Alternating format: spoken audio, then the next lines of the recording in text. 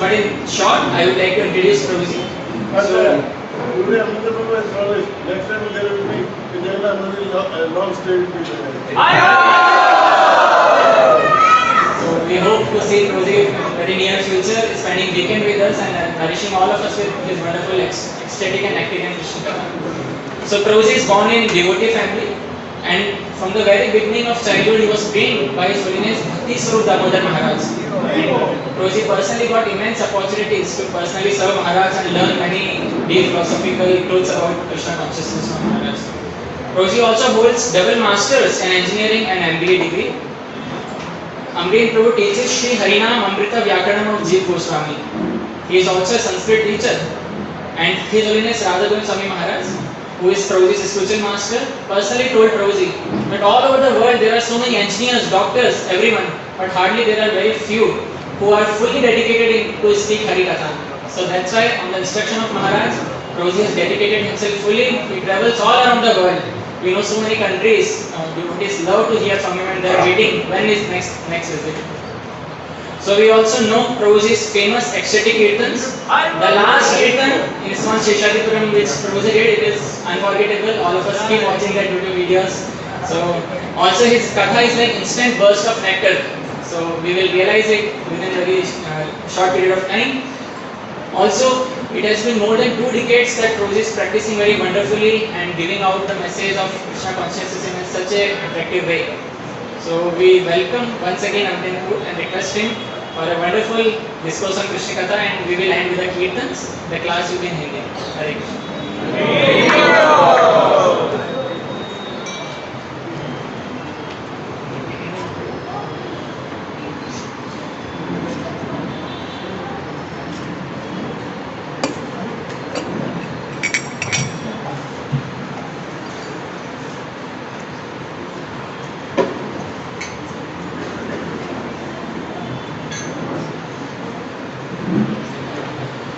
जय राधा माधव कुंज विहारी गोपी जन वल्लभ गिरिवर धारी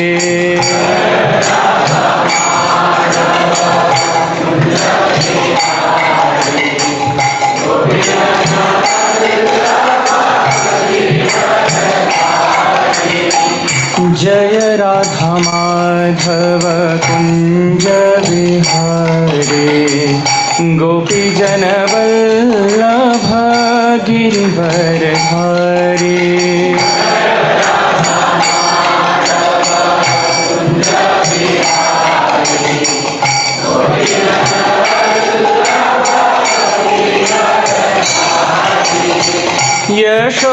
यशोदानंदन ब्रज जन रंजना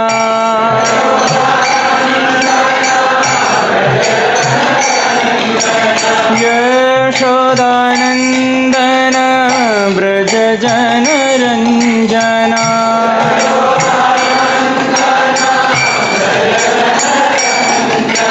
यमुना तीरवन चारे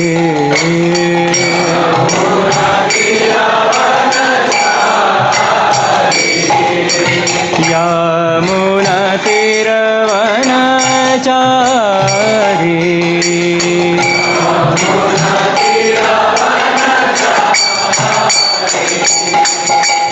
जय राधा माधव कुंज विहारी गोपी जन वल्लभ गिरिवर धारी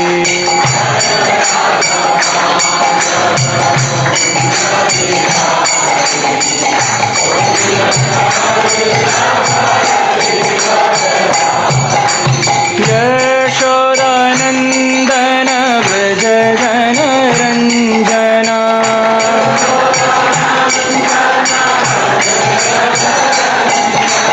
यमुना तीरवन चारे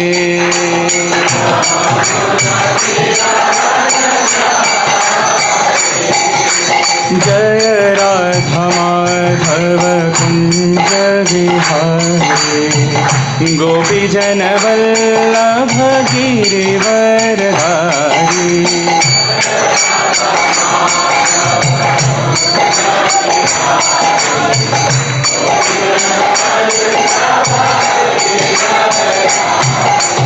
Hare Krishna, Hare Krishna,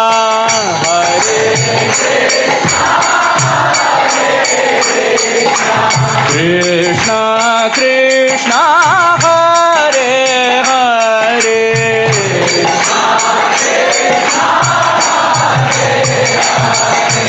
Hare Rama, Hare Rama,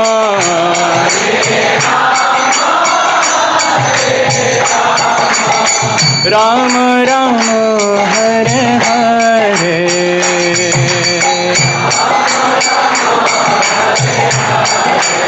Everyone together. Hare Krishna, Hare Krishna, Krishna Krishna, Hare Hare, Hare Rama, Hare Rama, Rama Rama, Hare Hare Krishna, Hare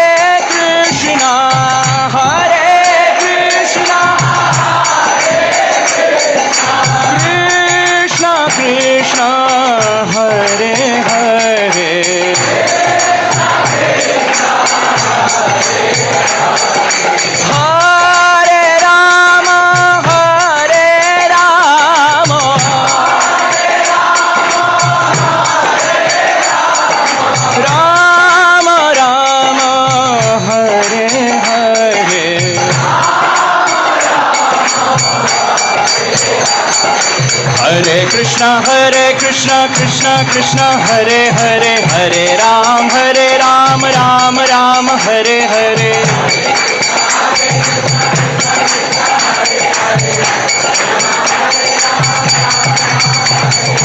Hare Krishna, Krishna Krishna, Hare Hare, Hare Ram, Ram Ram, Hare Hare,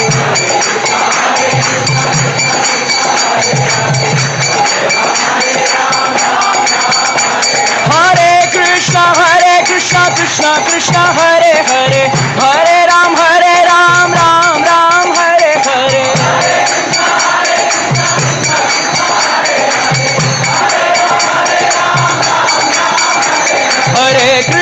Hare Krishna, Krishna Hare Hare, Hare Ram, Ram Ram, Hare Hare, Hare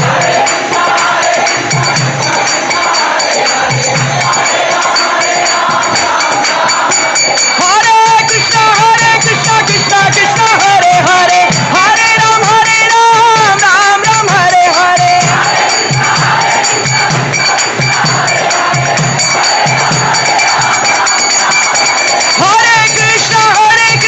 Krishna, Krishna Hare Hare, Hare Ram, Ram Ram, Hare Hare,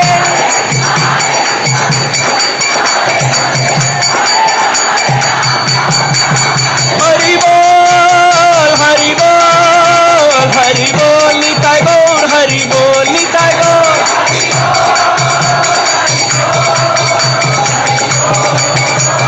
Jaya Jaya Prabhupada, Prabhupada, Prabhupada, Jai Jai Prabhupada.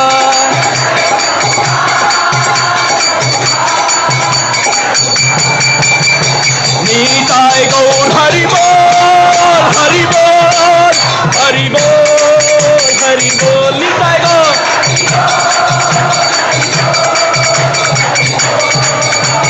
Nitai Gaur, Hari Bol, Hari Bol, Hari Bol, Gaur Hari Bol.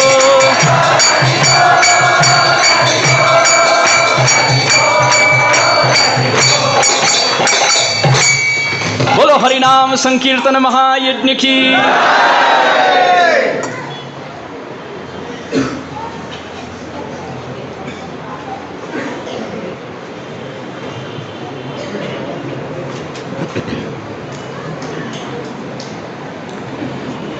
ओम नमो भगवते वासुदेवाय,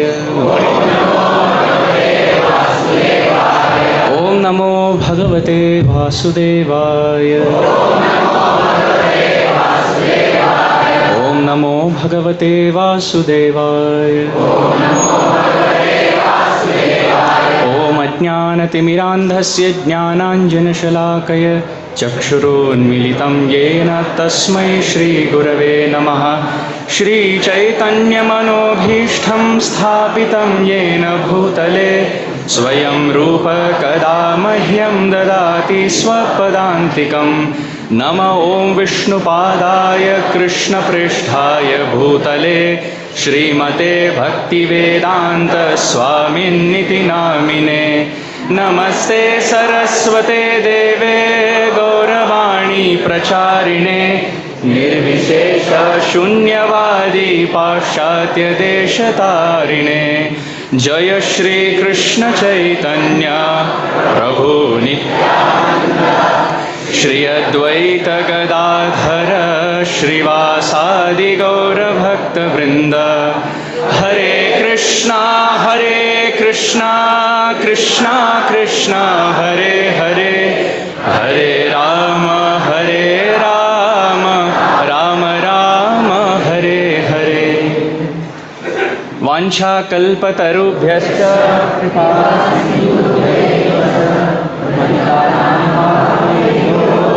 वैष्णवेभ्यो नमो नमः।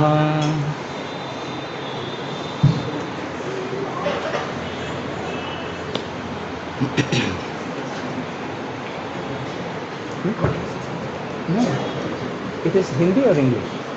Hindi. हरे कृष्णा। तो मेरा परम सौभाग्य है कई सालों बाद पुनः लौटकर हमारे सुंदर जगन्नाथ बलदेव सुभद्रा के इस सुंदर भव्य मंदिर में प्रवेश होने का सौभाग्य प्राप्त है। तो आप सबके चरणों में कोटि कोटि वंदन। विशेष करके मंदिर के मुख्याध्यक्ष अनुकूल केशव प्रभु, कई सालों बाद आपके दर्शन करके कृतार्थ हो गया मैं।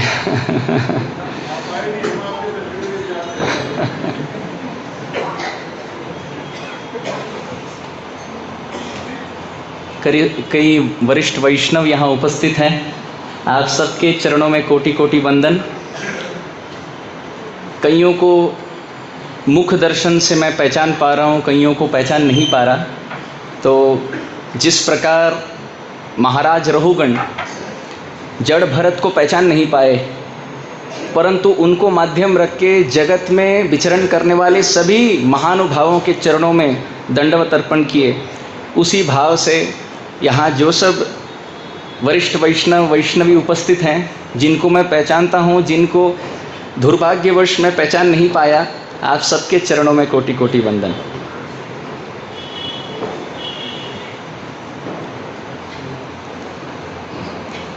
मेरे साथ माता पिता उपस्थित हैं, परिवारजन उपस्थित हैं, मेरी नानी उपस्थित हैं, कई वरिष्ठ वैष्णव उपस्थित हैं। आप सबको मेरा दंडवत प्रणाम।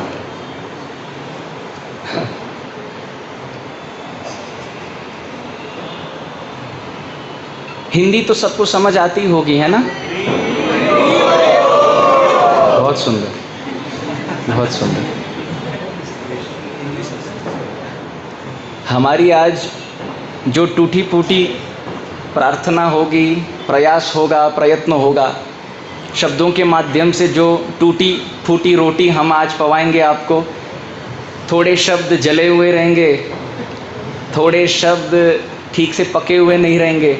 आप सब मुझे क्षमा कीजिए और मेरे लिए प्रार्थना कीजिए कि सही समय पर सही शब्दों के प्रयोग से, सही भाव से भगवान की संस्तुति हो सके, हम सबके अंतःकरण का शुद्धिकरण हो, हमारे कर्ण इंद्रियों को संतोष प्रदान हो और हमारी मति भगवान के चरणों में बनी रहे। यही अभिलाषा है और आपके चरणों में यही प्रार्थना है। तो आप सब मुझे अपने प्रार्थना और अपने आशीर्वाद से पोषित रखेंगे। जो भी त्रुटि हो जाए आप मुझे क्षमा कर दीजिए, और यदि कोई अच्छे शब्द निकले जिससे भगवान के चरणों में रति जागृत हो, तो ये गुरु परंपरा का ही प्रदत्त है, हमारा निज कोई यहाँ योगदान नहीं रहेगा।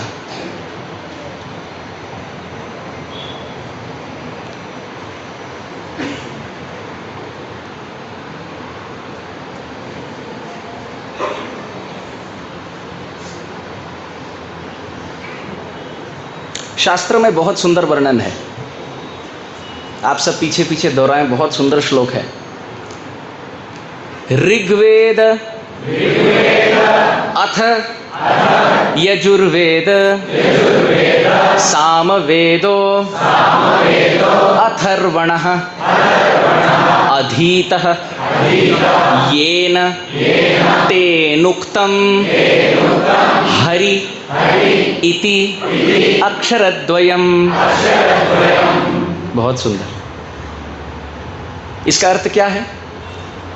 4 वेद हैं, ऋग्वेद, यजुर्वेद, सामवेद, अथर्ववेद। आप सबसे अनुरोध है, कृपया फ़ोन आप नीचे रख दीजिए। फ़ोन वो पकड़ नहीं पाएगा जो आपकी छाती पकड़ पाएगी।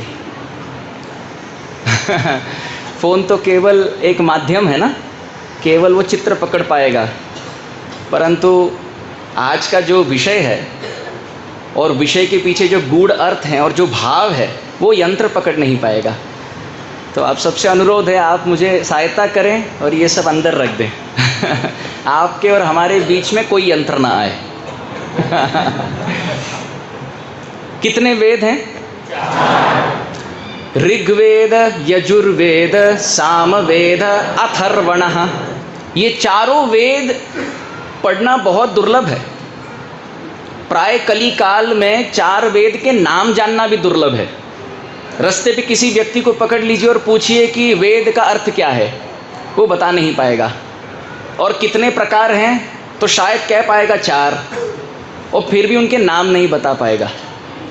परंतु शास्त्र में वर्णन है, ये चारों वेद पढ़ने का और समझने का, पूर्ण रूप से इसके ज्ञान विज्ञान को पचाने का जो बल है, जो फल है, आपको मिल जाएगा एक जीवन में। एक जीवन में 4 वेद पढ़ने का फल प्राप्त है। कोई कहेगा एक जीवन में क्या 4 वेद पढ़ा जा सकता है? श्रीपाद आदि शंकराचार्य जी तो 4 वेद 8 की उम्र में कंठस्थ किए थे। 8 की उम्र में। हम क्या कर रहे थे? कार्टून देख रहे थे। है ना? यही फर्क है हम में और महानुभावों में।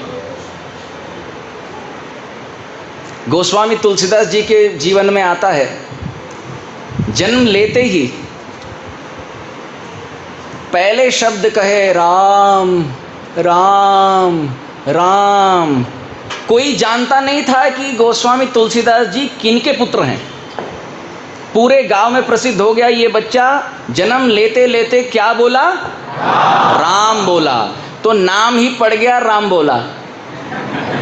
गोस्वामी तुलसीदास जी का ग्रामीण नाम, गांव में नाम था राम बोला, क्योंकि उन्होंने वास्तविक जन्म लेने के बाद राम ही बोले। तो क्या एक जीवन में 4 वेद पढ़ने का फल प्राप्त है? क्या संभव है? शास्त्र में वर्णन है, एक जीवन तो बहुत लंबा समय है। 1 वर्ष में ना, 1 महीने में ना, 1 हफ्ते में, अरे नहीं, 1 दिन में, अरे ये तो ज़्यादा हो गया, नहीं नहीं 1 घंटे में, नहीं नहीं 1 मिनट में, भैया 1 सेकंड में। 4 वेद पढ़ने का फल 1 सेकंड में प्राप्त है। किनको? अधीतस येन तेनोक्तम हरि इति अक्षरद्वयम्। जो व्यक्ति ये 2 अक्षर कहता है, हा री, शास्त्र का ये वर्णन है, शास्त्र का ये सिद्धांत है, शास्त्र का ये निचोड़ सार है कि जो व्यक्ति हरि ये 2 अक्षर कहता है, हाँ? तो ये बंद कर दीजिए, बंद कर दीजिए। आनुकूल्येन कृष्णानुशीलनम। भक्ति का अर्थ है, श्रवण भक्ति या कीर्तन भक्ति में जो बाधक है उसको निकाल दो, कोई भी क्यों ना हो। प्रहलाद ने अपने पिता को निकाल दिया,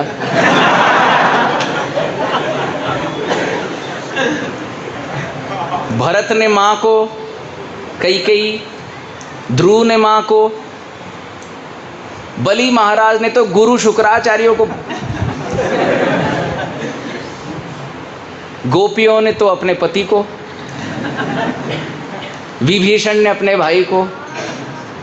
अर्थात सार बात यह है, जो अनुकूल है भजन के लिए, भक्ति के लिए, उसको ग्रहण करो, और जो प्रतिकूल है, चाहे जितने निकट से बहुत सुंदर अनुकूल हवा भी क्यों ना देते रहे, परंतु यदि वो श्रवण भक्ति में बाधक है, निकाल दो, बंद कर दो।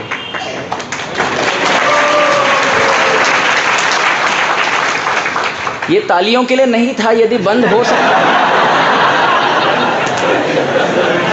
ठीक।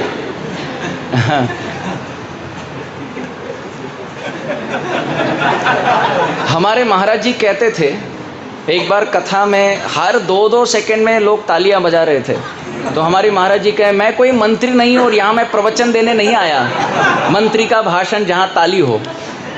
महाराज जी कहे, यदि कोई बात अच्छी लगे उसको जीवन में आत्मसात करके ग्रहण कर लो, भक्ति में अग्रसर हो, भक्ति में आगे पथ के ओर अनुकूल भाव से चलो।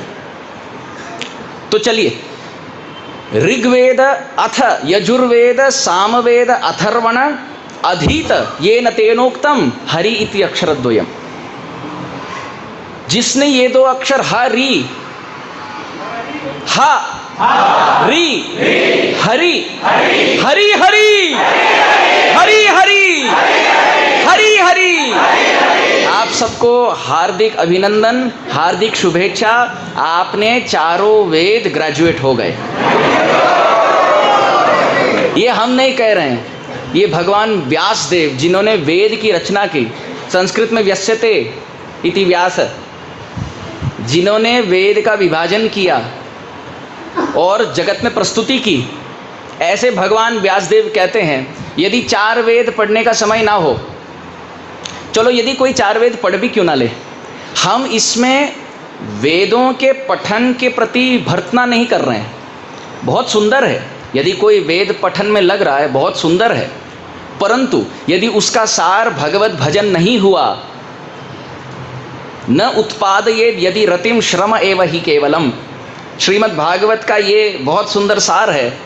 यदि आपने 4 वेद पढ़ लिए और आयुर्वेद से लेकर ज्योतिष शास्त्र तक सब कुछ सीख लिए, व्याकरण से लेकर न्याय शास्त्र सब कंठस्थ है, षडंगादि वेदों मुखे शास्त्र विद्या कवित्वादि गद्यम सुपद्यम करोति, मनश्चे न लग्नम गुरोरंग्रि पद्मे तथक्किम तथक्किम तथक्किम तथक्किम। भगवान आदि शंकराचार्य कहते हैं, यदि सभी 4 वेद पढ़ लिए, षड दर्शन शास्त्र पढ़ लिए और गद्य पद्य श्लोक मानो ऐसे गंगा के प्रवाह की तरह उच्चारण हो रहा है, परंतु यदि नाम उच्चारण ना हो, भगवान की और गुरु के चरणों में आत्मसमर्पण का भाव ना हो, तो तुमने सीखा क्या? और ये कोई गौड़ीय वैष्णव सिद्धांत का निचोड़ नहीं, ये कोई इस्कॉन संस्था का एक सिद्धांत निचोड़ नहीं, हम आपको शास्त्र के निचोड़ का बात कह रहे हैं। भगवान व्यासदेव को तो सभी आचार्य मानते ही हैं, कोई भी संप्रदाय से क्यों ना हो, कोई भी संस्था से क्यों ना हो। यदि आप भगवान व्यासदेव को नहीं मानते, फिर आप नास्तिक हो गए। और यदि आस्तिक हैं, कोई भी संप्रदाय, कोई भी संस्था से क्यों ना हो, अधीतस्येन तेनोक्तम हरि इति अक्षरद्वयम्, जिसने भगवान का नाम हृदय से जप लिया, उसको चारों वेद पठन पाठन का फल प्राप्त है। आप कहेंगे अभी ये अतिशयोक्ति नहीं हुई, जिसको इंग्लिश में ओवर एग्जैजरेशन कहते हैं। कहाँ व्यक्ति विद्यार्थी गुरुकुल में 12-12 साल गुरु सेवा करके विश्रम भेण गुरु सेवा, गुरु के आश्रम मार्जन कर रहा है, झाड़ू पोछा लगा रहा है और 6-6, 8-8 घंटे वेद के श्लोकों का पठन पाठन कर रहा है, और कहाँ व्यक्ति एक बार हरि बस, और आप कह रहे हैं ये उसी का फल है। हाँ बिल्कुल। क्यों? क्योंकि यदि 4 वेद पढ़ लिए और प्रभु आपको मिले नहीं, तो क्या किया आपने? और जिसने भी हरि प्रभु का नाम अक्षर जोर से प्रेम से आर्तनाद से पुकारा, प्रभु वहां चले गए भाग भाग कर। द्रौपदी ने पुकारा कुरु सभा में, गोविंद इति चुक्रोश, गोविंद। आप कहेंगे अब इस उच्चारण का क्या फल? भगवान कहते हैं ये महाभारत की उक्ति है, माम कृष्णा दूरवासिनी। कृष्णा अर्थात द्रौपदी दूर से पुकारी और मैं दूरवास कर रहा था द्वारका में। ये कुरु सभा में वस्त्र हरण चल रहा है प्रयास चल रहा है, वस्त्रहरण तो हुआ नहीं, प्रयास था। दुशासन ने बहुत प्रयास किया। अग्रे कुरूणाम अथ पांडवानाम दुशासनेना ऋतवस्त्र केशा कृष्णा तदा क्रोशद अनन्यनाथा गोविंद दामोदर माधवेति। बिल्व मंगल ठाकुर कहते हैं द्रौपदी का नाम है अनन्यनाथा, जिसकी कोई और, जिसके हृदय में और कोई नाथ ना हो कृष्ण के अतिरिक्त, यही है अनन्यनाथा कृष्णा द्रौपदी। भगवान महाभारत में कह रहे हैं द्रौपदी ने एक बार गोविंद क्या पुकारा, मैं इतना ऋण में डूब गया कि बार बार छिप छिप कर जाता हूं सेवा करने के लिए ताकि अपने ऋण को मैं चुका सकूं। अर्थात यदि कोई एक बार प्रेम से प्रभु को पुकारता है, प्रभु छोड़कर जा ही नहीं सकते। आप ही सोच लीजिए, पीछे पीछे से कोई अगर बार बार आपका नाम पुकारे, आप मुड़ेंगे नहीं? आप और हम मुड़ेंगे नहीं? और एक बार पुकारे, हम पीछे देखें, फिर चलने लग गए, फिर वापस कोई जोर से पुकारे, हम वापस पीछे देखें, और फिर हमें पता चला वो किन्हीं और को बुला रहे हैं, वही नाम वाले, फिर वापस पुकार, फिर हम वापस देखेंगे, पता है कोई और है वही नाम वाला, फिर भी पुकारने पर हम देखेंगे, क्योंकि नाम में इतना बल है कि वो रूप गुण लीला व्यक्ति सबको आकृष्ट कर लेता है। उदाहरण के तौर पर यदि आपको मैं कहूं बलराम, आपके मन में छवि बन गई, बहुत सुंदर गोरे वर्ण के बलराम, हलधारी, नीले धोती वाले, वो भी छोटे बलराम कृष्ण के साथ माखन मिश्री, माखन तस्करी, माखन चोरी कर रहे हैं, और लाला तो माखन लेकर ऐसे ऐसे करते हैं तो दिखता है माखन, बलदाऊ तो लगाते हैं तो दिखता भी नहीं माखन। लाला कहते हैं दाऊ जी आपको तो बढ़िया है, हमें तो माखन मुख में छुपाना पड़ता है, आप तो पूरे शरीर में छिपाकर चलते हो, किसी को पता नहीं चलता। हमें भी कभी सौभाग्य दीजिए कि हम भी गोरे चिट्टे हो जाए ताकि हम भी माखन मिश्री चुराएं और फिर यहाँ लगा दें। माने बड़े भाई के आशीर्वाद से छोटे भाई गौरांग बन गए।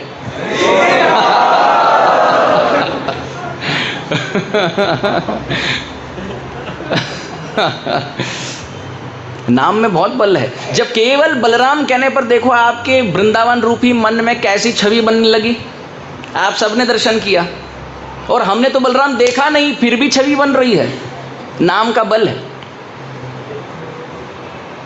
एक बार गांधी जी कोई ट्रेन में जा रहे थे, बाजू वाला व्यक्ति सिगरेट फूंकने लगा, सिगरेट जला दिया ट्रेन में। अब गांधी जी पास में बैठे थे, वो देखे ये व्यक्ति को कहे सिगरेट फूंकना ये अच्छी बात नहीं है। व्यक्ति बोले तुम तुम्हारा काम करो, हमें मत समझाओ। गांधी जी बोले ठीक है, आप अपनी सोच रखिए, हम अपनी सोच रखेंगे। गांधी जी बैठे हैं, वो व्यक्ति सिगरेट फूंक रहा है। अब अगला स्टेशन आया, गांधी जी उतरे तो सब जयघोष हो रहा है, माला माला अर्पण कर रहे हैं, फूल न्योछावर हो रहा है, सब गांधी जी की जय जय जयकार। अब ये व्यक्ति सोचने लगा, ओ ये व्यक्ति जो बाजू में बैठे थे ये गांधी जी थे। नाम तो सुने थे पर देखे नहीं थे कभी। देखिए रूप सामने हो तो भी यदि नाम ना हो तो फिर कैसे पहचाने। आप गांधी जी भी क्यों ना हो और रूप भी पास में बैठा हो, यदि आपको परिचय ना हो नाम का तो उनके आज्ञा का व्यतिक्रमण होगा। तो भगवान जब प्रत्यक्ष साक्षात अपने रूप को प्रदर्शित करते हुए द्वापर युग में विचरण कर रहे थे और शिक्षा आज्ञा दे रहे थे, लोग व्यतिक्रमण इसलिए कर रहे थे क्योंकि रूप है पर नाम से परिचय है नहीं, नाम जपते हैं नहीं। और जो व्यक्ति जाने कि ये गांधी जी हैं, नाम और रूप एक है इस विषय में, तो फिर वो महिमा जाने। और ये तो हम मरते लोग की बात कह रहे हैं, ठाकुर के नाम के विषय में तो अपरंपार महिमा है। राम नाम की महिमा सुन लीजिए। शबरी बैठकर कुटिया में राम राम राम राम राम राम राम राम राम राम राम राम आजीवन नाम जपी। हुआ क्या? नाम के बल पर रूप आकृष्ट होकर उस छोटी सी कुटिया में रामचंद्र का रूप प्रवेश हुआ। कई सारे तपस्वी मुनि भी बैठे थे और जो शबरी देवी के गुरु भाई थे, एक ही गुरु के परिवार में थे, शिष्य थे।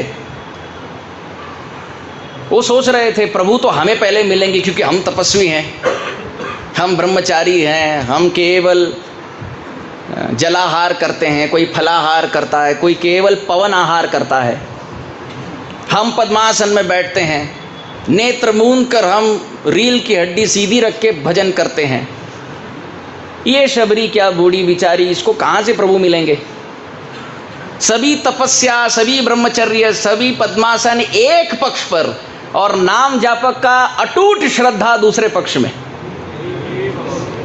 शबरी बैठकर राम राम राम राम राम राम राम राम करके रंगोली लगा रही है, ये आशा, ये आस्था, ये विश्वास से कि हमारे गुरु ने कहा कि हमारे छोटी कुटिया में प्रभु आएंगे, नाम के बल पर रूप आकृष्ट होगा। 80 की आयु में शबरी बैठी है, आजीवन भजन की। उस नाम श्रद्धा ने रूप को आकृष्ट करके उस छोटी सी कुटिया में प्रभु राम को प्रवेश कराया। विभीषण जी के चरित्र में देख लीजिए, अकेले लंका में बैठकर राम राम राम राम कर रहे हैं। एक पक्ष में विभीषण, दूसरे पक्ष में दोनों लंका में प्रवृत्ति एकदम विपरीत। अच्छा यहां देख लीजिए, अयोध्या में देख लीजिए, मंथरा के आसपास सभी साधु संत जन, क्योंकि अयोध्या की नगरी है, पर नाम जप नहीं रही। और वहां लंका में कोई साधु नहीं, आसपास सब राक्षस चांडाल हैं, असुर योनि है सब, कोई नाम नहीं जपता। अयोध्या में सब नाम जपते हैं, उनके मध्यस्थ बीचों बीच बैठकर यहाँ मंथरा नाम नहीं जप रही, और वहाँ लंका में कोई नाम नहीं जपता, बीचों बीच बैठकर विभीषण राम राम कर रहे हैं। आप देखिए, मंथरा से दूर होकर विभीषण से पास हुए प्रभु, नाम के बल पर। इतना सुंदर महिमा राम नाम का। जटायु के जीवन में आजीवन राम राम राम राम किए, सीता देवी के रक्षणार्थ जीवन न्योछावर किए, बलिदान किए, और अंतकाल में राम नाम के बल ने राम रूप को वहां प्रकट किया। और जो सौभाग्य दशरथ महाराज को नहीं मिला अंत्येष्टि क्रिया का, वो सौभाग्य जटायु को मिला। प्रभु राम के गोद में प्राण त्यागे, क्योंकि आजीवन राम राम राम राम किए। इसका अर्थ ये नहीं कि दशरथ महाराज नहीं किए। राम राम कही राम कही, राम राम कही राम, तन परिहर रघुवीर विरह, राव गए सुरधाम।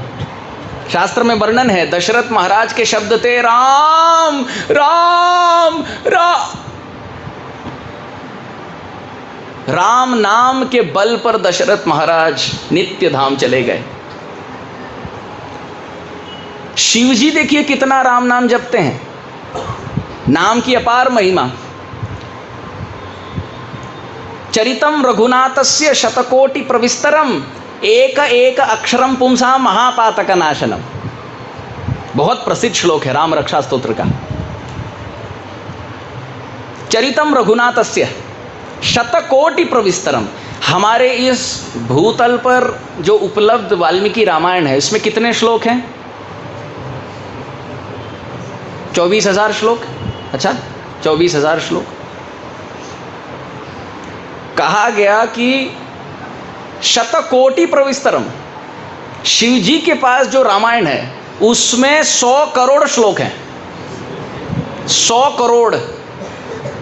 एक तो 24,000 संस्कृत के श्लोक, उसमें उसका इंग्लिश भाषांतर, फिर उसका कंडेंस वर्जन, वो पढ़ा नहीं जाता हमसे।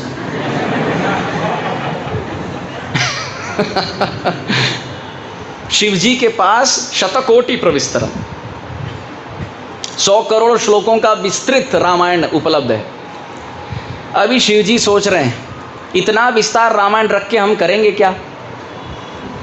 पूरे जगत को भी तो कृतार्थ करना है। जन्म सार्थक करी कर पर उपकार। यदि प्रचार ना हो, प्राण आच्छे जार तार हेतु प्रचार। शिव जी सबसे बड़े भक्त हैं, और भक्त का लक्षण ही है कि पर दुख दुखी। यदि प्रचार न करे दूसरों को भगवान के चरणों में ना लगाए तो फिर कैसा भक्त? तो शिव जी सोचे 100 करोड़ श्लोक है ना हमारे पास, इसका हम थोड़ा प्रचार करके थोड़ा विभाजन कर लेंगे। 33 करोड़ देवता हैं, 33 करोड़ श्लोक देवता के लोक में दे दिए, 33 करोड़ श्लोक भूमंडल पर, 33 करोड़ श्लोक नरक की ओर। तो ऊपर 33 करोड़, मध्य में 33 करोड़, नीचे 33 करोड़, बचा कितने श्लोक? 1 करोड़। मैया पार्वती सोचने लगी, पति जब दान देते हैं तो पत्नी को तो लगता ही है थोड़ा बहुत।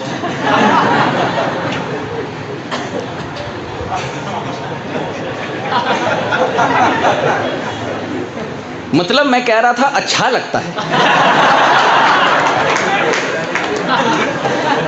हमने तो कुछ नहीं कहा, पत्नी को बहुत अच्छा लगता है। तो मैया पार्वती बोली, बहुत सुंदर, आपने परोपकार करके 99 करोड़ श्लोक दे दिए, 1 करोड़ श्लोक है, अब वो रखेंगे ना अपने लिए कि वो भी दे देंगे। शिव जी कहे अब 1 करोड़ श्लोक रख के करेंगे क्या? मैं तो सोचता हूं इसका भी विभाजन किया जाए। 33 लाख श्लोक दे दिए ऊपर, 33 लाख श्लोक दिए मध्य तल पर, 33 लाख श्लोक नीचे, 99 लाख तो दे चुके, अब बचा कितना लाख? 1 लाख श्लोक। मैया पार्वती को और आनंद आया।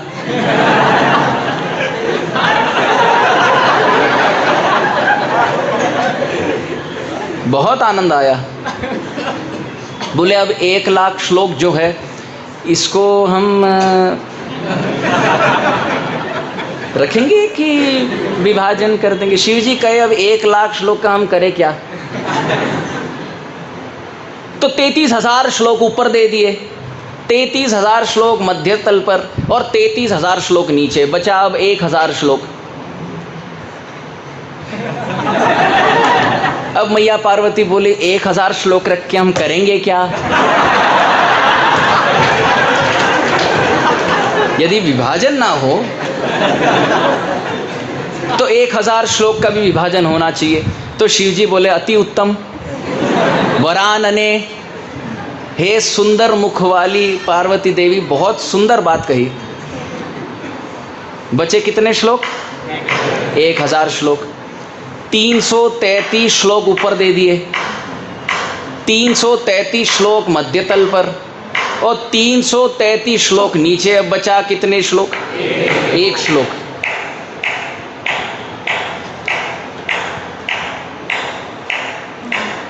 मैया पार्वती कहने लगी ये श्लोक कौन सा है? अब दान करने के बाद बचा हुआ 1 श्लोक। शिव जी कहे मैं सोच रहा हूं, देखिए भक्त जितना वरिष्ठ उतनी ही करुणा का भाव होता है, अपने लिए कुछ नहीं रखता। निद्राहार विहार कादि विजितो चात्यंत दीनौ चयो। षड गोस्वामियों के जीवन में देख लीजिए, रहे वृक्षों के नीचे, वस्त्र था कौपीन, अन्न ग्रहण किए माधुकरी की रोटी और दूसरों को दिए भक्ति रसामृत सिंधु। इतने करुणा मूर्ति, कृपा मूर्ति। श्रील प्रभुपाद जी का जीवन देख लीजिए, अपने लिए कुछ नहीं मांगे और पूरे जगत को कृष्ण भेंट स्वरूप दे दिए। तो ये 1 श्लोक बचा। अब शिव जी कहने लगे ये 1 श्लोक जो है ना अनुष्टुप छंद में बद्ध है, अर्थात हर एक पंक्ति में, हर एक पद में 8 अक्षर हैं और 4 ऐसे लाइन, 4 ऐसे पद। तो 8 गुना 4 कितने अक्षर हुए? 32। बोले अब 32 का भी तो विभाजन होना चाहिए। शिव जी बोले 10 अक्षर ऊपर दे देंगे, 10 अक्षर मध्य तल पर और 10 अक्षर नीचे। मैया पार्वती बोली अब सब कुछ तो दे चुके, हमारे पास बचा क्या? शिव जी कहे पूरा रामायण यथा स्वरूप है, क्योंकि वो 2 जो अक्षर बचा वो है रा और म। शिव जी ने कहा यदि राम नाम है तो राम रूप आकृष्ट होगा, राम के गुण दिखने लगेंगे, राम के लीला और छवि प्रत्यक्ष दर्शन होगा। वाल्मीकि मुनि तो उल्टा नाम जप कर पूरे रामायण को जगत में भेंट स्वरूप दिए। तो राम नाम उच्चारण करने वाले व्यक्ति के पास और किस चीज़ की आवश्यकता है? बस ये 2 अक्षर रखें। तो मैया पार्वती पूछती है, केनोपायेन लघुना विष्णोर नाम सहस्रकम पठ्यते पंडिते नित्यम श्रोतुमिच्छाम्यहम प्रभो। कि 1000 नाम विष्णु सहस्र नाम की महिमा भी तो हम सुने हैं, यदि उसके पाठ का समय ना हो तो हम करें तो करें क्या? तो शिव जी कहते हैं, श्री राम राम रामेति रमे रामे मनोरमे सहस्र नाम तत्तुल्यम राम नाम वरानने। हे वरानने, हे सुंदर मुख वाली पार्वती, यदि इस मुख को और सुंदर बनाना हो तो जिह्वा पर ये 2 अक्षर राम सदा सर्वदा नृत्यमान रहे। राम राम राम, ये नाम कहने पर हजारों विष्णु सहस्र नाम कहने का फल प्राप्त है। ब्रह्मां बोधि समुद्भवम कलिमलम प्रध्वंसनम चाव्ययम श्रीमत् शंभु मुखेन्दु सुंदर वरे संशोभितम सर्वदा संसारामय भेषजम सुखकरम श्रीजानकी जीवनम धन्यास्ते कृतिनो पिबंति सततम श्री राम नामामृतम। शास्त्र में वर्णन है, जब दुग्ध महासागर का मंथन हुआ तो विष निकला, पर जब 4 वेद रूपी दुग्ध महासागर का मंथन हुआ तो अमृत रूपी ये 2 अक्षर रा और म निकले। शिव जी कहते हैं वहां दुग्ध महासागर, milk ocean, churning of the milk ocean, समुद्र मंथन लीला में जब विष आया, मैंने विष का पान किया, परंतु हे देवी, शास्त्रों के मंथन करने पर जो अमृत आता है मैं इसको सदा सर्वदा पान करता हूं। इसलिए सदा सर्वदा इस नाम को मैं मुख में रखता हूं। श्रीमत् शंभु मुखेन्दु सुंदर वरे संशोभितम, सर्वदा सर्वदा मुख पर राम नाम विराजमान। इसलिए धन्यास्ते, वो व्यक्ति धन्य है। कृतिनः, जन्म जन्मांतर उसने बहुत सुकृत प्राप्त किया है। कौन? पिबंति सततम, जो पीता रहता है। क्या?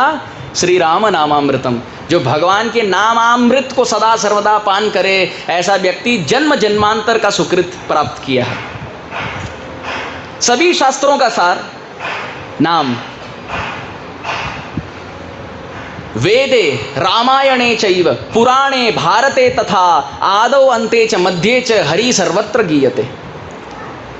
4 वेदों का सार, 18 पुराणों का सार, 108 उपनिषदों का सार, सभी इतिहासों का सार, सभी संहिताओं का सार, सभी अरण्यों का सार, सभी शास्त्रों के आदि मध्य और अंत में केवल एक विषय है, भगवान का पवित्र नाम उच्चारण। यदि सब कुछ कर लिया और मुख में नाम ना हो तो, और परंतु यदि मुख में नाम हो और हाथ से सेवा हो रही हो, जीवन कृतार्थ है, जीवन कृतार्थ। गीता में तो प्रभु स्वयं कहते हैं, सततम कीर्तयन्तो माम, सदा मेरे नाम का कीर्तन करो। और यदि यज्ञ करना हो, यज्ञानाम जप यज्ञोस्मि, मेरे नाम का जप करो, ये सर्वश्रेष्ठ यज्ञ है। हम तो कहेंगे, well Prabhu, you are saying in the Gita these are statements of Krishna, but there are only 2 statements about the holy name. Other verses don't say about the holy name. उस पे हम ये उत्तर देंगे कि प्रभु ने द्वापर युग में गीता के 700 श्लोक में केवल 2 बार नाम के विषय में कहा, परंतु कलिकाल में जब आए 700 श्लोक को नीचे करके 8 श्लोक दिए और प्रत्येक श्लोक शिक्षाष्टक में केवल हरि नाम है। चेतो दर्पण मार्जनम श्लोक में परम विजयते श्री कृष्ण संकीर्तनम, नाम की महिमा। दूसरे श्लोक में नाम नाम अकारी बहुधा, नाम की महिमा। तीसरे श्लोक में कीर्तनीय सदा हरि, नाम की महिमा।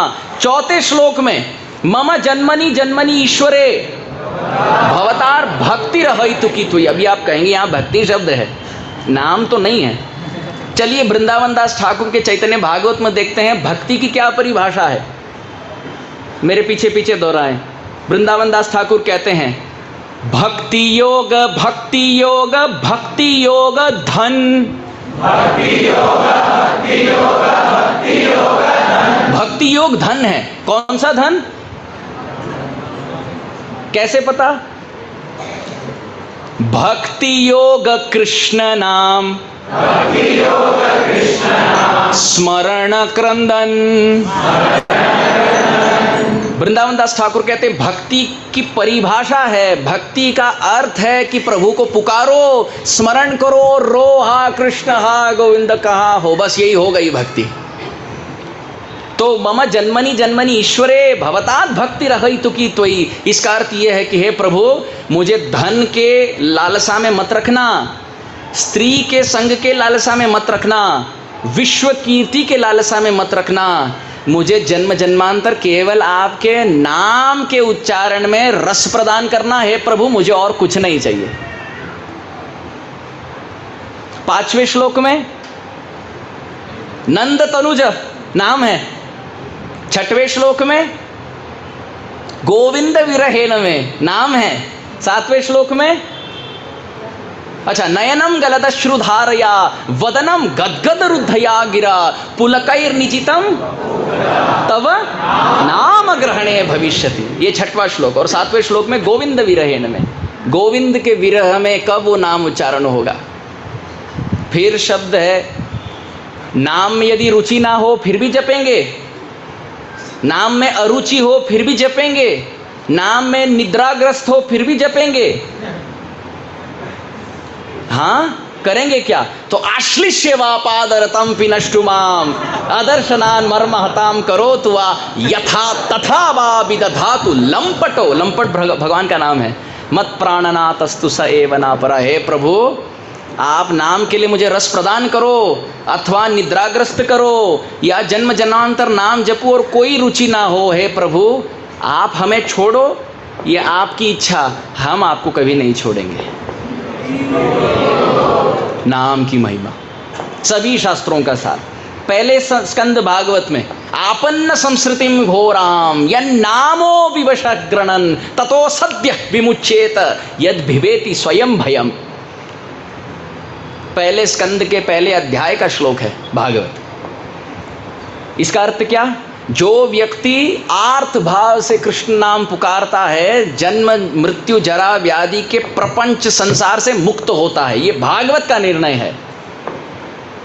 द्रौपदी ने पुकारा प्रभु दौड़ कर आए, गजेंद्र ने पुकारा प्रभु दौड़ कर आए, प्रहलाद ने पुकारा प्रभु दौड़ कर आए, ध्रुव ने पुकारा प्रभु दौड़ कर आए। व्याधस्याचरणम ध्रुवस्य च वयोर विद्या गजेंद्रस्य का कुब्जाया किमु नाम रूपमधिकम तिम तत् सुधाम्नो धनम वंश किम विदुरस्य यादव पतेर उग्रस्य का पौरुषम भक्त्या तुष्यति केवलम न च गुणैहि भक्ति प्रियो माधव। जिसने प्रभु का नाम उच्चारण किया, कोई भी जाति का क्यों ना हो,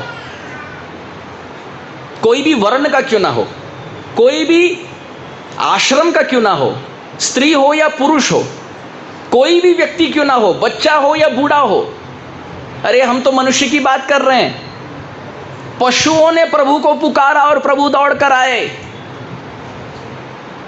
गरुड़, जटायु, गजेंद्र, जांबवान, हनुमान, कालिया,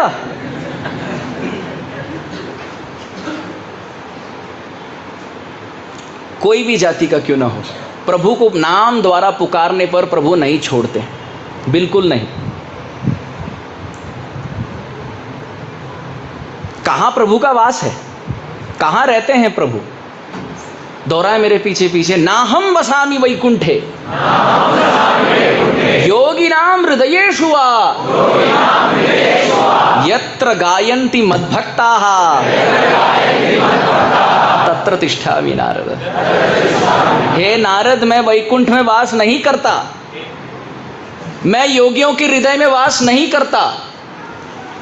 नारद कह रहे हैं प्रभु आप तो कह रहे हैं नकार नकार लगाकर यहाँ नहीं वास करता, यही यहाँ नहीं वास करता, बता दीजिए आपका वास कहाँ है। यत्र गायन्ति मद्भक्ताः, मद्भक्ताः यत्र गायन्ति, मेरे भक्त जहाँ गाते हैं।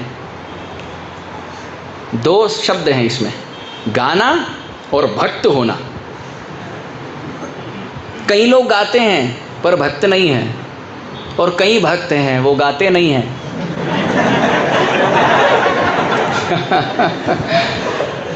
प्रभु कहते हैं मद्भक्ताः यत्र गायन्ति। अच्छा शब्द देखिए, मद्भक्ताः, इसका मद का अर्थ क्या है, ममता।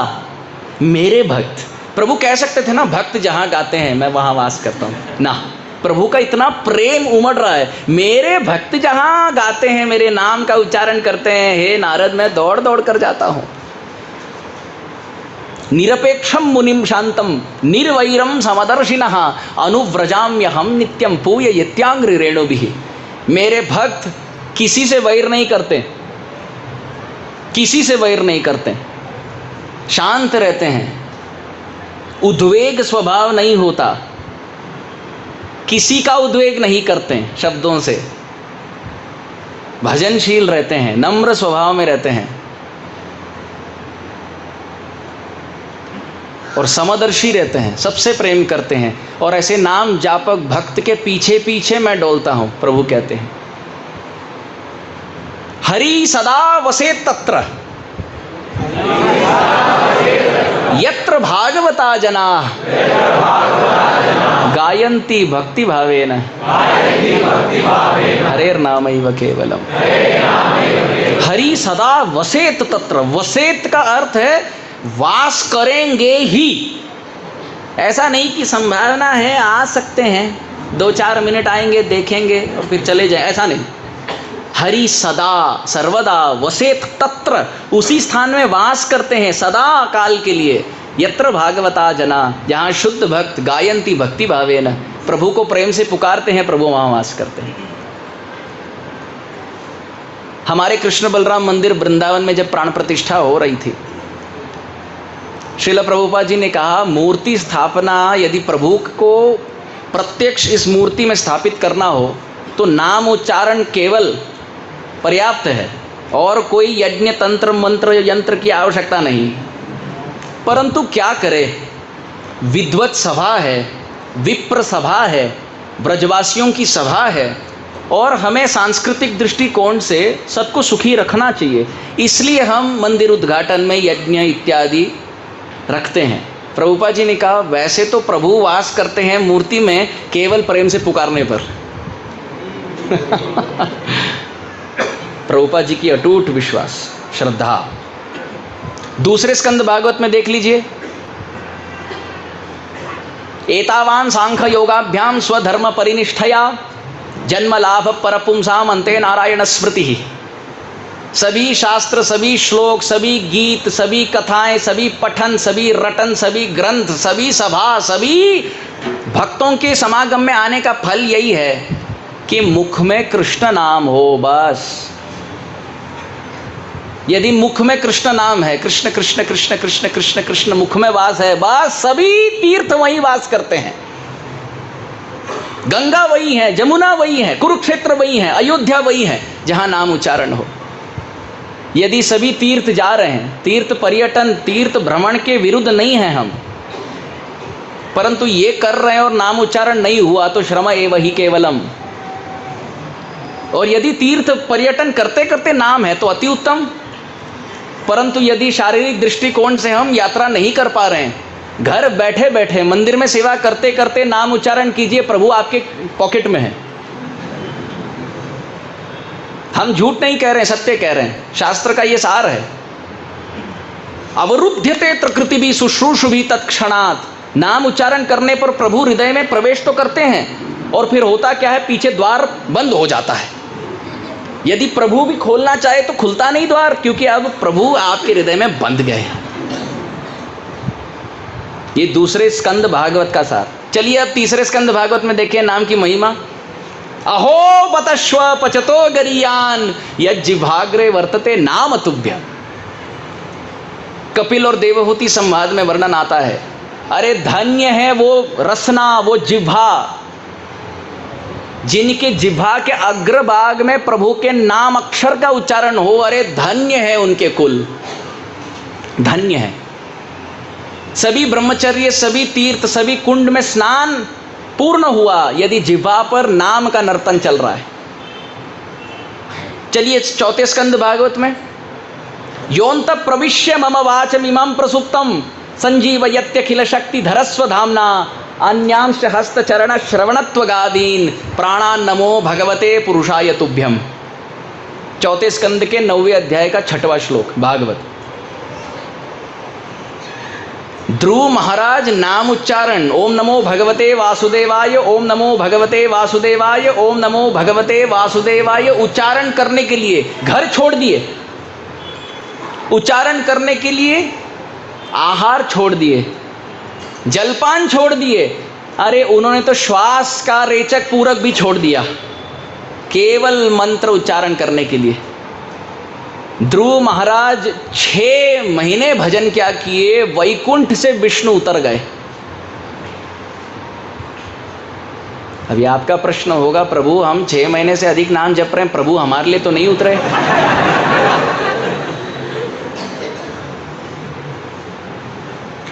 हमारे लिए तो नहीं उतरे, ऐसा क्यों? गजेंद्र स्तुति का पाठ तो हम भी करते हैं, गजेंद्र ने पानी में किया, हम भी नहाते नहाते पानी में करते हैं।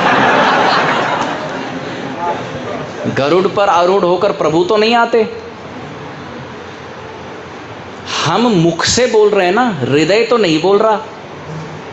गजेंद्र जिस प्रकार पुकारे, ध्रुव महाराज जिस प्रकार पुकारे, जिस भाव से, जिस आर्तनाद का पुकार था, हम तो नहीं बोल रहे हैं। हृदय रूपी कमल में जब कृष्ण का रूप दर्शन हो जाए, तुम्हारा जीवन सफल, वो होता है नाम से। भक्ति संदर्भ नामक ग्रंथ में श्रील जीव गोस्वामी पाद लिखते हैं,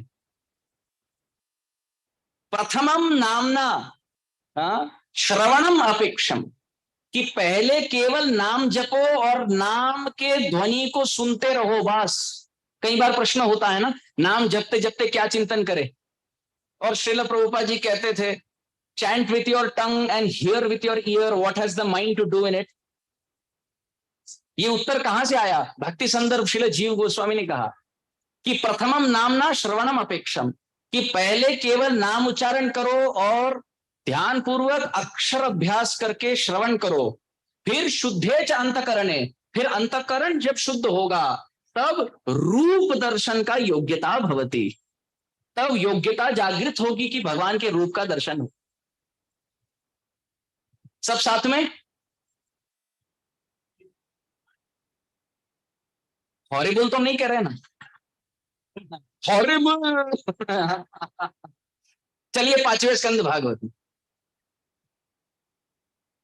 26वें अध्याय में नरकों का वर्णन।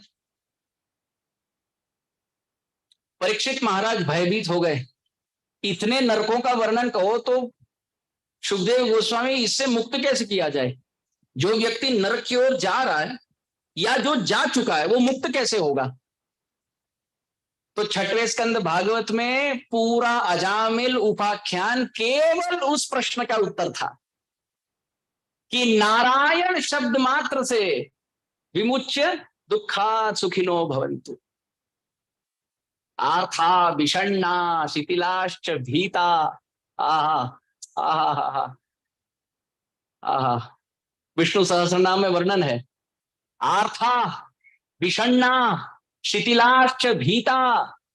व्याधि से हो, उपाधि से हो, कोई दुख से ग्रस्त हो, संकीर्त्य नारायण शब्द मात्रम विमुच्य दुखा सुखिनो भवन्तु, केवल नारायण शब्द उच्चारण मात्र से दुख से मुक्ति और सुख की प्राप्ति। हे जीव नाम जपो, ऐसे विष्णु सहस्रनाम का सार है।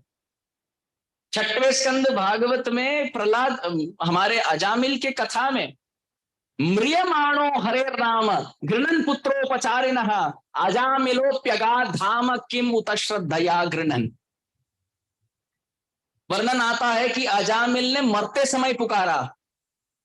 अजामिल नाम जप किए क्या माला उठाकर? आपको क्या लगता है? सुखदेव गोस्वामी कहते हैं म्रियमाणो, मरते समय पुकारे। और किनको पुकारे? पुत्रोपचारितः, पुत्र को पुकारे, और वो भी अजामिल पुकारा। शास्त्र के सभी मर्यादा, सभी निषेध, सभी नियम, यम नियम, सब का उल्लंघन, व्यतिक्रमण करने वाला अजामिल पुत्र को मृत्यु काल में भय से पुकारा और प्रभु की प्राप्ति हुई। तो संशय कहां बना? जो भक्त दीक्षा लेकर प्रातः काल में प्रभु को पुकारते पुकारते प्रतिदिन जप और साधना में लगा है, उसको भगवान मिलेंगे कि नहीं, कहां का संशय है? कहां का संशय, अवश्य मिलेंगे प्रभु। 7वें स्कंद भागवत में 5 साल का प्रहलाद पुकारा, कृष्ण ग्रह गृहीत आत्मा शब्द आता है। हमारे कुंडली में राहु केतु शनि डर बैठता है सबको। यदि यहां कोई पंडित हैं जिनकी जीवनी है यही देखना, कुंडली देखना, ज्योतिष शास्त्र में निपुण है, कुशल है, मैं आपके व्यवसाय का खंडन नहीं कर रहा,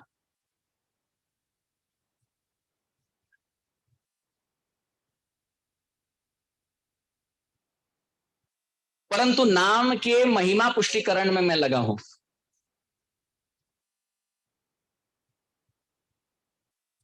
ये बच्चा हमें सिखा रहा है कैसे नाम जपना चाहिए। भगवान के मंदिर में भगवान की इच्छा के विरुद्ध कुछ भी काम नहीं होता।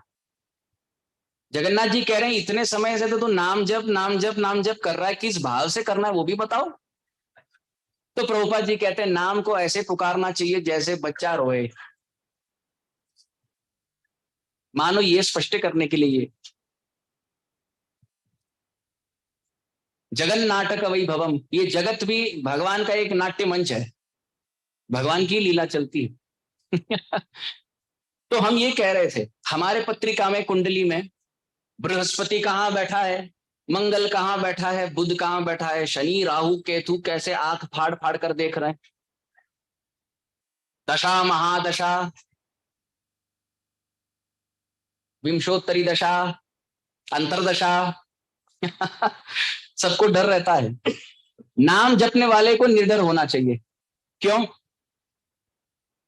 चलिए आपको बताते हैं, नवग्रह का एक चक्कर लगा देते हैं। चलिए, पहला ग्रह है सूर्य। सूर्यवंशी है प्रभु राम, सूर्यवंशी है प्रभु राम।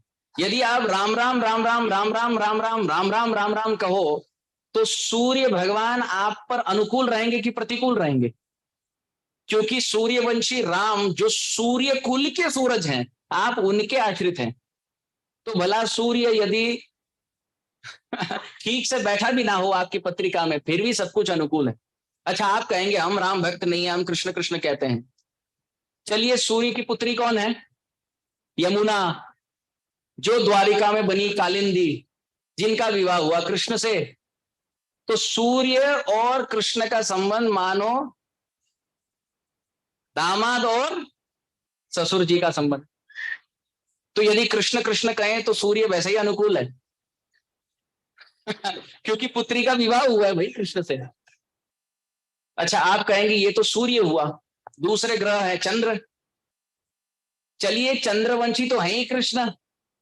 कृष्ण कृष्ण कृष्ण कृष्ण कृष्ण कृष्ण कहने पर चंद्रवंशी के चंद्र कृष्ण के अधीन होने पर भला चंद्र प्रतिकूल कैसे हो सकता है? ज्योतिष शास्त्र के अनुसार भी यदि चंद्र नीचे नीचे स्थान में बैठा हुआ आपकी पत्रिका में, चंद्रेश कृष्ण है, कृष्ण है। यदि कृष्ण का भजन हो तो चंद्र रूपी मन अनुकूल रहता है आपकी पत्रिका में। हो गए कितने ग्रह? तो चलिए, अगला ग्रह मंगल। सब लोग डरते हैं मंगल से, मांगलिक है कि नहीं। ब्रह्मचारियों को तो ये फिक्र ही नहीं हुआ, भैया मांगलिक हो कोई भी हो हम तो प्रभु के आश्रित हैं। पर गृहस्थियों का वैसा नहीं, विवाह के पहले कोई विचार होता है और होना भी चाहिए, मांगलिक है नहीं है इत्यादि। ज्योतिष शास्त्र बहुत उच्च शास्त्र है, हम खंडन बिल्कुल नहीं कर रहे हैं, बढ़िया शास्त्र है और वैदिक शास्त्रों में शास्त्र, ये प्रामाणिक शास्त्र है। तो मंगल, मंगल को शास्त्र में कहा गया, इसका नाम है भूमिज। क्या कहते हैं मंगल को? अर्थात इसका जन्म भूमि से हुआ, परंतु भूमि से एक कन्या हुई सीता देवी, और उनका विवाह हुआ राम से।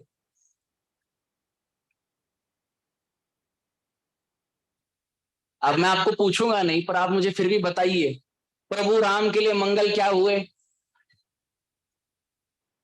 अब जान गए संबंध। प्रभु राम का जिनके साथ विवाह हुआ वो मंगल ग्रह के लिए बहन स्वरूपा है। तो यदि आप राम राम राम राम राम राम राम राम राम राम राम राम कहेंगे तो सीता देवी के पति को भजने वाले व्यक्ति को सीता देवी के भाई अनुकूल रहेंगे कि प्रतिकूल रहेंगे? अनुकूल हो जाएंगे। तो 3 ग्रह 9 में से तो आपकी पॉकेट में हो गए। अब चौथा बृहस्पति, जुपिटर, ये तो है गुरु। अभी आप मुझे बताइए, यदि भक्त प्रभु का भजन करे तो गुरु प्रतिकूल होते कि अनुकूल होते? गुरु शब्द का अर्थ है, गु शब्दस्तु अंधकार स्या, रु शब्द तन्निरोधक, अंधकार निरोधित्वा गुरु इति अभिधीयते। गुरु माने शिष्य को भगवान के चरणों में लाना, ये गुरु का कर्तव्य है। यदि शिष्य भगवान के चरणों में नाम जप आश्रित होकर गुरु संतुष्ट होते हैं कि रुष्ट होते हैं? संतुष्ट होते हैं। तो बृहस्पति तो वैसे आप पर बरसेंगे यदि आप भजन करेंगे।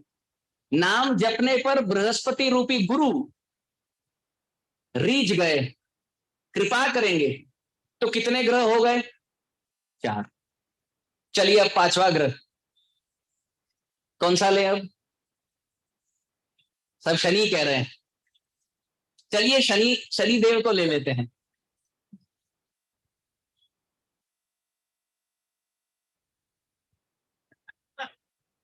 अभी आप कहेंगे अभी शनि देव को कैसे घुमाएंगे इस कथा में? सभी ग्रहों को आप घुमा घुमा कर बता रहे हैं। वैसे ग्रह तो घूमते हैं ही। चलिए शनिदेव के विषय में सुनते हैं। ब्रह्मवैवर्त पुराण में वर्णन है कि शनिदेव जैसा कृष्ण भक्त कहीं नहीं। ब्रह्मवैवर्त पुराण में वर्णन है, शनिदेव जैसा कृष्ण भक्त कहीं नहीं।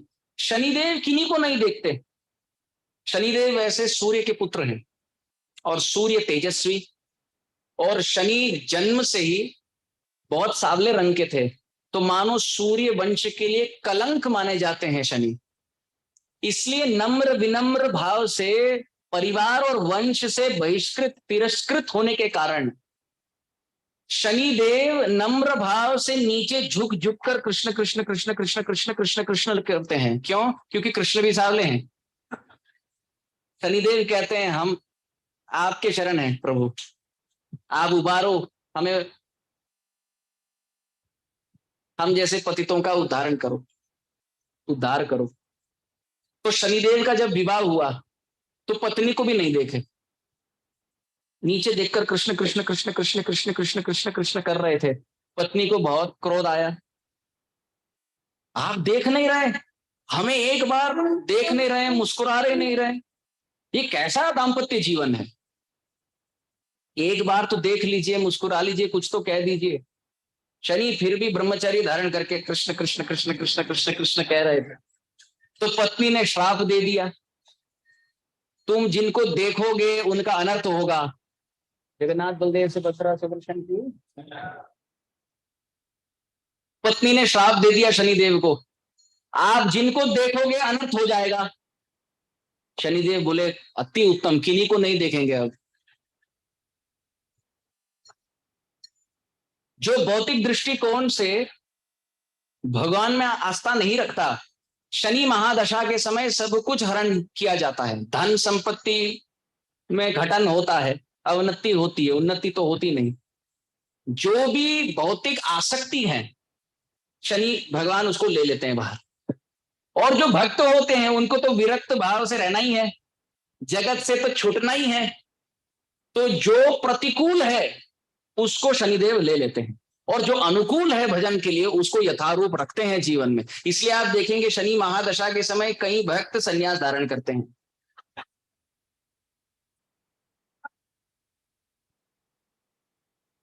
जो भक्त नहीं होता वो ऐसे सिर धारण करके बैठ जाता है, अब क्या होगा,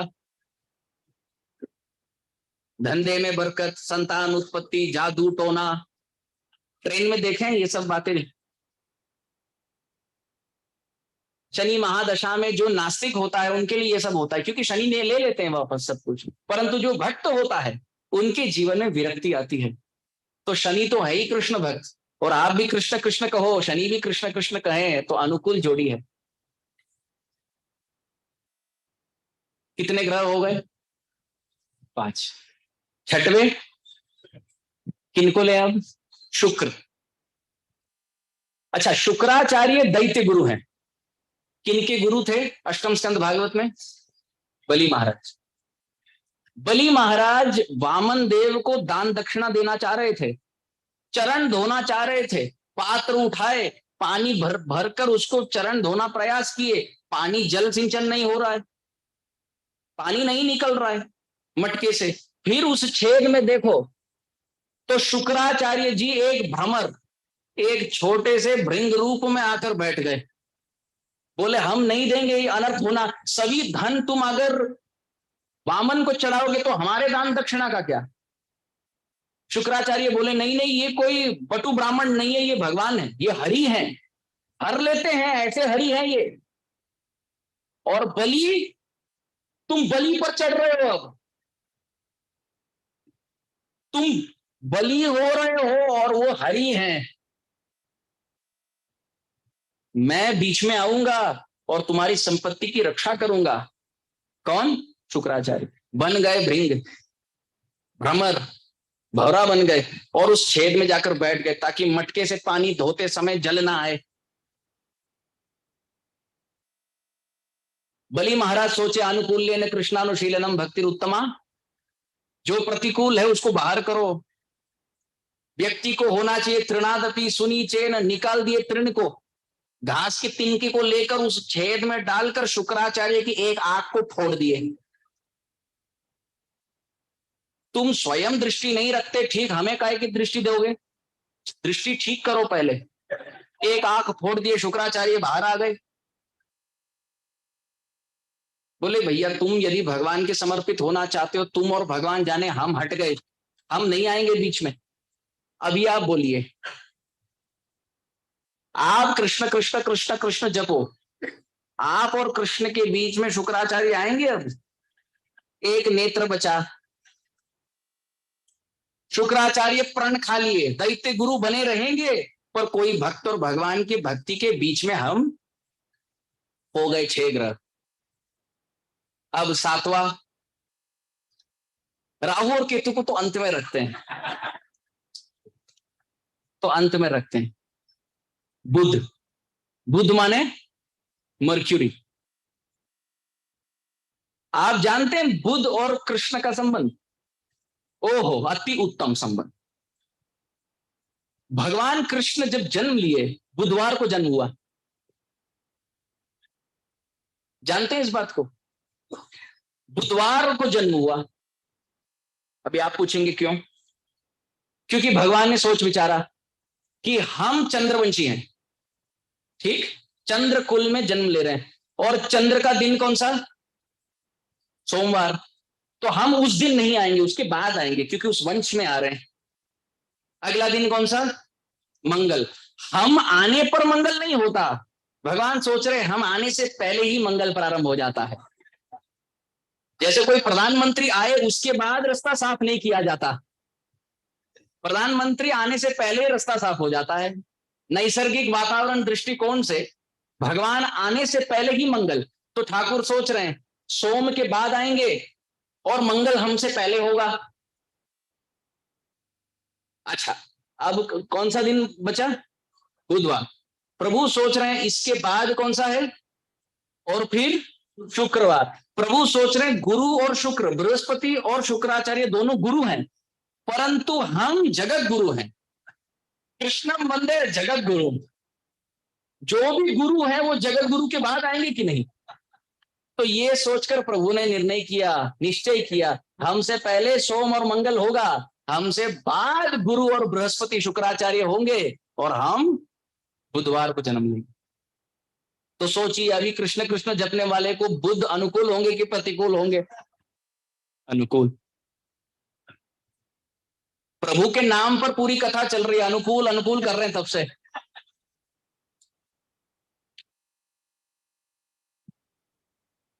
तब से हम ये कह रहे हैं कि केशव को जो भजता है जीवन अनुकूल हो जाता है। चलिए 7 ग्रह तो हो गए पॉकेट में, अब बचे राहु और केतु।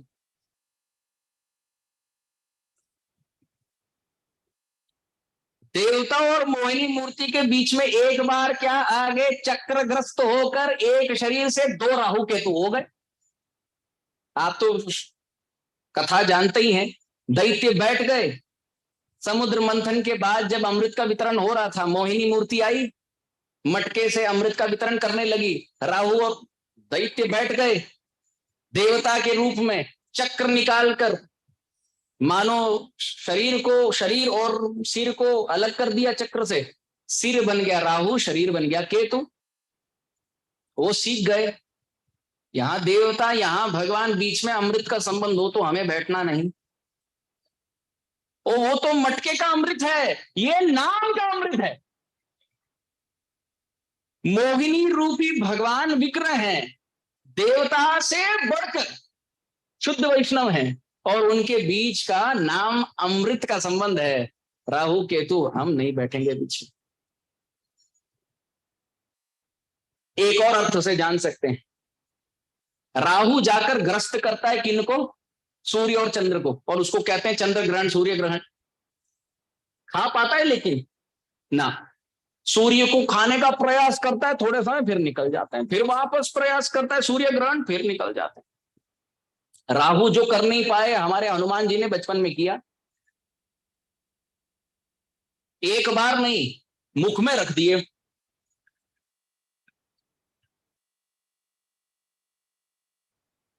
राहु डरते हैं हनुमान जी से, बहुत डरते हैं। और यदि आप हनुमान के स्वामी राम को भजो तो हाँ, बहुत अनुकूल हो जाते हैं, बहुत अनुकूल। अच्छा, मैं आपको और एक दृष्टिकोण से बताता हूं। राहु ज्योतिष शास्त्र के अनुसार किस प्राणी का प्रतीक है? सांप। सांप राहु का प्रतीक है। और सांप को मारने वाला कौन है? मोर। और मोर पंख मुकुटधारी कृष्ण हमारे ऑल्टर पे हैं। ज्योतिष शास्त्र अनुसार यदि राहु ग्रस्त हो तो घर के कमरों में आपको मोर पंख रखना चाहिए। हम कमरे में नहीं रखते हैं, हम ठाकुर के मुकुट में रख देते हैं, और उस ठाकुर की छवि प्रत्येक कमरे में होता है। तो राहु तो पकड़ नहीं पाता, क्योंकि राहु सांप है, तो सांप को मारने वाला मोर है, और मोर पंखधारी हमारे स्वामी है। तो इस प्रकार नाम जपने वाले को ग्रह से नहीं, प्रभु के अनुग्रह से ग्रस्त होता है व्यक्ति। 7वें स्कंद भागवत में कहा गया, प्रहलाद कृष्ण ग्रह गृहीतात्मा, कृष्ण नाम रूपी ग्रह ने ग्रस्त कर लिया। 8वें स्कंद भागवत में गजेंद्र ने पुकारा, नाम के बल पर प्रभु आए। 9वें स्कंद भागवत में यह नाम श्रुति मात्रेण पुमान भवति निर्मलः, दुर्वासा मुनि कहते हैं, हे प्रभु चक्र से मैं ग्रस्त हूं, मेरी रक्षा करो। अम्बरीश की तो रक्षा कर रहे हैं, मेरी भी रक्षा करो। प्रभु कहते हैं, मैं अम्बरीश की रक्षा इसलिए करता हूं क्योंकि अहम भक्त पराधीन हो, वो मेरा भक्त है, भजन करता है। दुर्वासा मुनि कहते हैं, बिल्कुल, यह नाम श्रुति मात्रे न पुमान भवति निर्मला। मैं भी सुना हूं कि आपके नाम श्रवण मात्र से चित्त शुद्ध होता है। आज से मैं भी आपके शरण आकर नाम जपना चाहता हूं। 9वां स्कंद। और 10वां स्कंद, इति गोप्य प्रगायन्त प्रलपन्त्यश्च चित्रधा रुरुदु सुस्वरम राजन कृष्ण दर्शन लालसा तासाम आविर्भूत शौरी स्मयमान मुखाम्बुजम पीतांबर धरश्रग्वी साक्षात मनमथ मनमथ। प्रभु छिप गए, गोपियों ने त्रिवेणी संगम में नहाए। कौन सा त्रिवेणी संगम? कहीं गए नहीं, नेत्रों से अश्रु, मुख से नाम का प्रवाह, और हृदय से कृष्ण दर्शन लालसा। हृदय की लालसा, नेत्रों का अश्रु, प्रणय अश्रु जल, और मुख से नाम। इन तीनों त्रिवेणी संगम में नाते नाते गोपियों ने गोपी गीत गाया, और कृष्ण वन में जो छिप गए थे प्रकट हुए नाम के बल पर। 11वें स्कंद भागवत में, एवं व्रत स्वप्रिय नाम कीर्त्या जातानुरागो धृतचित्त उच्चई हसत्यतो रौति रौदति उन्मादवत नृत्यति लोक बाह्या। कि जो व्यक्ति प्रभु का नाम जपता है और उन्माद अवस्था से नृत्य करता है, कभी कभी हंसता है, कभी कभी गाता है, कभी कभी रोता है, ऐसा व्यक्ति प्रभु को अधीन करता है। और यदि आप कहेंगे 12वें स्कंद में भी है क्या, कलेर दोष निधे राजनस्ति ही एको महान गुण कीर्तनादेव कृष्णस्य मुक्त संगम परम व्रजे कृते यध्यायते विष्णु त्रेतायाम यजतमखै द्वापरे परिचर्यायाम कलौ तद् हरि कीर्तनात् नाम संकीर्तनम यस्य सर्वपाप प्रणाशनम प्रणामो दुख शमनस्तम नमामि हरिम परम। सत्य युग में ध्यान का, त्रेत युग में यज्ञ का, द्वापर युग में विग्रह सेवा का, कली काल में केवल नाम उच्चारण से फल प्राप्त है। इसलिए पूरे श्रीमद् भागवत का सारांश यही है, शरीर से प्रणाम और मुख से नाम, नाम और प्रणाम, ये शास्त्र का सार है।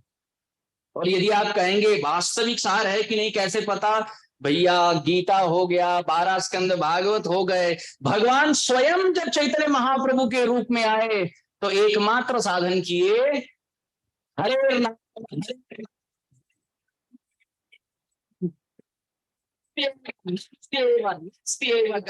था। महाप्रभु ने कहा, कली काले नाम रूपे कृष्ण अवतार, कली काले नाम बिनु नाही आर धर्म, सर्व मंत्र सार नाम ही शास्त्र मर्म। कि हरि नाम सभी शास्त्रों का सार है, और ऐसे रटन करने वाले व्यक्ति को क्या फल मिलता है। शास्त्र हमारे कथा के प्रारंभ में ऋग्वेद अथ यजुर्वेद सामवेद अथर्वण अधीतस ये नतेन उक्तम हरि इति अक्षरद्वयम। नाम जपने वाले को कृष्ण प्रेम प्राप्त होता है, भगवान भक्ति के प्रेम पाश में बंधी हो जाते हैं, 4 वेद का फल होता है, मुक्ति इत्यादि तो आनुषंगिक फल है, सेकेंडरी, परंतु भगवान को अधीन करने का शक्ति, सामर्थ्य, बल भक्त में होता है। पूर्ण रूप से शक्ति संचारित होती है भक्त में केवल नाम के बल पर। ये कहते कहते आज के वाणी को हम विश्राम देंगे, और कल कथा होगी अन्यत्र स्थान में, तो विषय दूसरा होगा। आज के कथा में जो भी अनुकूल बातें हैं,